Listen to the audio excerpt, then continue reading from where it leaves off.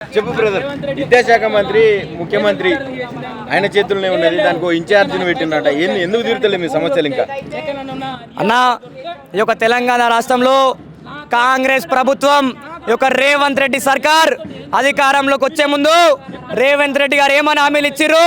నా తెలంగాణ విద్యార్థుల కంటే ఈ యొక్క తెలంగాణ రాష్ట్రంలో చదువుతున్నటువంటి 18 సంవత్సరాలు నిన్న ప్రతి ఒక్క మహిళకి ఎలక్ట్రిక్ స్కూటీ ఇస్తాను. ఇయ్యలే. ఆ యొక్క తెలంగాణ విద్యార్థులకు ప్రతి ఒక్క విద్యార్థికి 5 లక్షల రూపాయల విద్యా భరోసా కార్డు ఇస్తాను. ఇచ్చినవా? నా యొక్క తెలంగాణ ప్రజలకు, నా యొక్క తెలంగాణ విద్యార్థులకు 6% ఉన్నటువంటి విద్యాశాఖ నిధులను 15% చేస్తాను. చేసలేదు. నా యొక్క తెలంగాణ విద్యార్థులకు 6,000 కళాశాలలు పాఠశాలలు మూతపడితే ఆ యొక్క 6,000 పాఠశాలను కళాశాలను కూడా రీఓపెన్ చేపిస్తాను. చేపించినవా? నా యొక్క తెలంగాణ విద్యార్థులకు విదేశాలకు పోయి చదువుకుంటే ఆ యొక్క విద్యార్థులకి 25 లక్షల రూపాయల ఆర్థిక సాయం అందిస్తున్నావా? నా యొక్క తెలంగాణ ప్రజలకు నీ అధికారంలో రాగానే నువ్వు గద్దెనెక్కగానే మెస్ ఫీజులు పెంచుతాను. పెంచినవా? పెంచలే. మరి 6% ఉన్నటువంటి విద్యారంగం బడ్జెట్ ఏదైతే ఉందో 15% పెంచుతా అని కేవలం 7% పెంచి ఈరోజు విద్యార్థులందరినీ కూడా మబ్బపెట్టినటువంటి పరిస్థితి. మరి వేరే వాళ్ళకి విద్యాశాఖని ఇస్తే తెలంగాణ రాష్ట్రం ఆగమైపోతుంది, తెలంగాణ విద్యార్థులకు ఆగమైపోతారని చెప్పేసి విద్యారంగాన్ని కూడా నీ సంకలనే పెట్టుకున్నావు. మరి ఇచ్చిన 15% నిధులు ఇయ్యలే. మరి 15% నిధులు ఎందుకు విడుదలయ్యాయని ఈరోజు విద్యార్థి నాయకులు, అఖిల భారతీయ విద్యార్థి పరిషత్ కార్యకర్తలు రోడ్లు ఎక్కుతా ఉంటే నీ యొక్క పోలీస్ అధికారులను నీ తొత్తుల్లోకి మలుచుకొని విద్యార్థి పరిషత్ కార్యకర్తల్ని అక్రమ అరెస్టులు చేపిస్తా ఉన్నావు, అక్రమ కేసులు పెట్టిస్తా ఉన్నావు, విద్యార్థుల జీవితాలను రోడ్డుకి ఇరుస్తా ఉన్నావు. బిడ్డ, ఈ యొక్క నిజాం కళాశాల గడ్డ నుంచి ఒక్కటే హెచ్చరిస్తా ఉన్నాం. నువ్వు ఇస్తున్నటువంటి 15% నిధులు వచ్చే బడ్జెట్లో విడుదల చేయకున్నా, నువ్వు ఇస్తున్నటువంటి 5 లక్షల రూపాయల విద్యా భరోసా కార్డు ఇవ్వకున్నా, నా పేద పిల్లలు విదేశాలకు వెళ్ళి చదువుకుంటుంటే 25 లక్షల రూపాయల ఆర్థిక సాయం అందజేయకున్నా, అదేవిధంగా నియోజకవర్గానికి ఒక్క ఇంటర్నేషనల్ స్థాయిలో స్కూళ్ళు కడతా ఉన్నావు, కాలేజీలు కడతా ఉన్నావు. అదేవిధంగా జిల్లా హెడ్ క్వార్టర్స్లలో పీజీ గ్రాడ్యుయేషన్ కళాశాలలు నిర్మిస్తా ఉన్నావు. అవన్నీ కూడా నిర్మించకుంటే మాత్రం అఖిల భారతీయ విద్యార్థి పరిషత్ రానున్న రోజులలో నీ పైన యుద్ధం చేస్తుందని అఖిల భారతీయ విద్యార్థి పరిషత్ నుంచి హెచ్చరిస్తూ ఉన్నాం.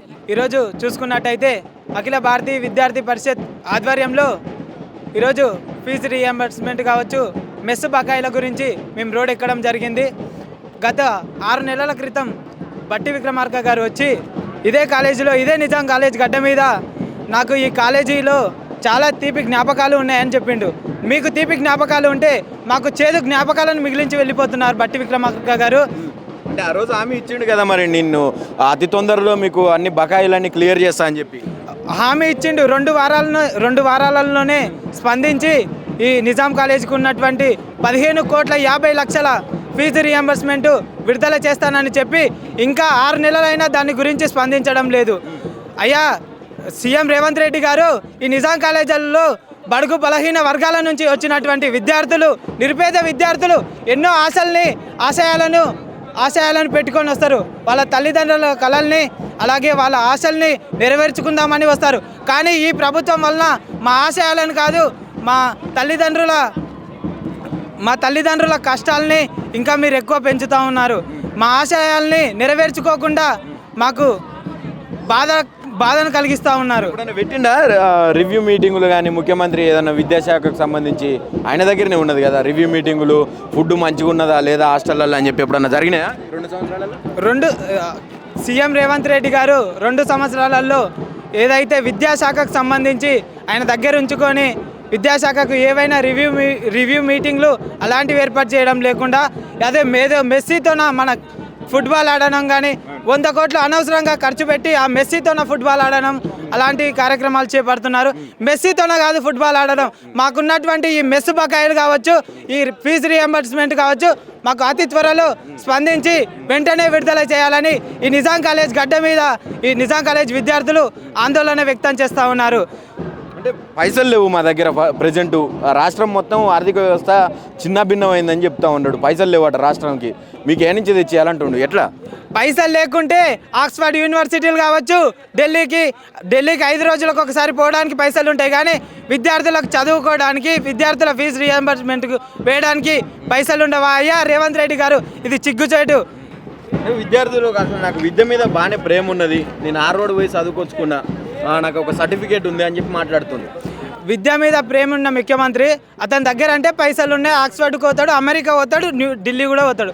మా తాన మేము వచ్చిందే మా కుటుంబాలు పేదరిక కుటుంబాలు, మా అమ్మ నాన్నలు వ్యవసాయం చేస్తారు, కష్టపడి వాళ్ళకు డొక్క ఆడితే కానీ రెక్కారని పరిస్థితి మాది.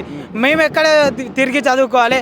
మాకు ఏదో మా మెరిట్ లిస్టుతో మేము బాగా చదువుకొని ఈ నిజాం కాలేజ్ ఆధ్వర్యంలో బాగా చదువుకొని మా ఆశయాలను మేము ఛేదించాలని, మేము ఇక్కడికి రాణించాలని మేము వస్తే ఆయన ఎక్కడెక్కడో తిరిగి ఏవేవో అన్ని ఉత్తుత్త మాటలు చెప్పడం తప్ప ఆయన చేసింది ఏం లేదు.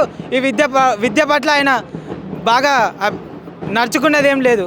ఫైనల్గా ఏం చెప్తారు రేవంత్ రెడ్డికి ఓ విద్యార్థిగా? అఖిల భారతీయ విద్యార్థి ఆధ్వర్యంలో మేమందరం తెలియజేసేది ఒకటే, మాకు ఉన్న ఈ ఫీజు బకాయిలు కావచ్చు, మెస్సు బకాయిలు కావచ్చు, మాకు పౌష్టిక ఆహారం కానీ అన్ని సదుపాయాలు మంచిగా కల్పించి మాకు వెంటనే ఉన్న ఈ ఫీజు రియంబర్స్మెంట్ తొందరగా స్పందించి విడుదల చేయాలని మేము ఈ నిజాం కాలేజ్ గడ్డ విద్యార్థులం, నిజాం కాలేజ్ విద్యార్థులం కోరుకుంటున్నాం. రైట్, ఇది పరిస్థితి. విద్యాశాఖ కూడా తన దగ్గరనే పెట్టుకొని ఇప్పటి వరకు విద్య మీద ఎలాంటి రివ్యూ చేయకపోవడం, ఇటు ఒక పక్క హాస్టళ్లలో ఉన్నటువంటి విద్యార్థినులందరూ కూడా కలుషిత ఆహారం తిని, విషపు ఆహారం తిని వందల మంది వేల మంది హాస్పిటలైజ్ అవుతున్నటువంటి పరిస్థితి. కానీ ఇప్పటి వరకు విద్యాశాఖ మీద ఎలాంటి రివ్యూలు జరపకపోవడం ఇది ఖచ్చితంగా రేవంత్ రెడ్డి వైఫల్యంగా మేము చెప్తామని చెప్పి ఏబీవీపీ విద్యార్థులు చెప్తా ఉన్నారు. దాంతోపాటు మీకు పైసలు ఉన్నాయి, మాకు ఇవ్వండి, మాకు ఫీజు రియంబర్స్మెంట్ కావచ్చు, మాకు ఉన్నటువంటి బకాయిలు కావచ్చు, అవన్నీ చెల్లించండి అని చెప్పి మేము చెప్తా ఉంటే ఇప్పటి వరకు కూడా ఎలాంటి స్పందన లేకుండా విద్యా మంత్రిగా మీరే ఉండి ఇన్ఛార్జిగా బట్టి విక్రమార్కకి ఇచ్చి ఏదో ఊకదంపడు ఉపన్యాసాలు చెప్పడం తప్ప విద్యాశాఖను దగ్గర పెట్టుకొని చేసింది ఏం లేదు రేవంత్ రెడ్డి గారు అని చెప్పి వీళ్ళందరూ ఆగ్రహంగా చెప్తా ఉన్నటువంటి పరిస్థితి. ఎట్టి పరిస్థితుల్లో మాకు రావాల్సినటువంటి బకాయిలు చెల్లించని ఎడల మేము ఈరోజు ఇక్కడితోటే ఆగము, ఖచ్చితంగా ఉద్యమాన్ని ఉధృతం చేసి అసెంబ్లీ సైతం ముట్టడిస్తామని చెప్పి హెచ్చరిస్తూ ఉన్నటువంటి పరిస్థితి చూస్తా ఉన్నాం. కెమెరా పర్సన్ ప్రవీణ్తో నవీన్, ఆద్య టీవీ, హైదరాబాద్, నిజాం కాలేజ్.